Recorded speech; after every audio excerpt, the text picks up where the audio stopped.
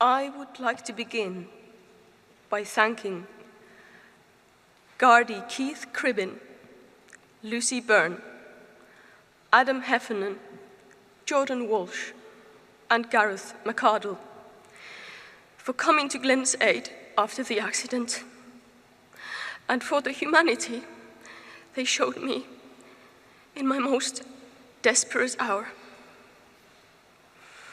I can find no adjective for the kind of support the family has been shown this past week. The word is hidden somewhere in the look in people's eyes and in the depth of their good deeds. None of this could have been done without you, most of whom I've not even met yet.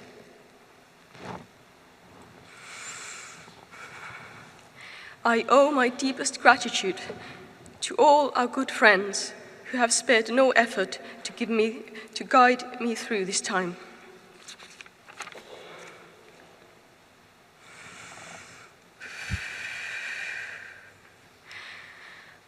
As Glen's wife, I want to thank him for the life we shared, searching for truth and beauty side by side. We found it in our son, Christy. He cannot be here today. He is too young to witness or understand an event of such scale.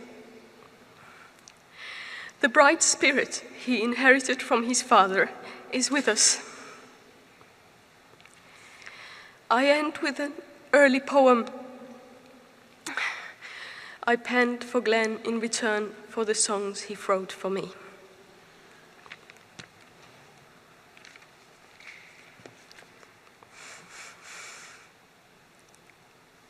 Come to me with beauty, I require it to stay alive.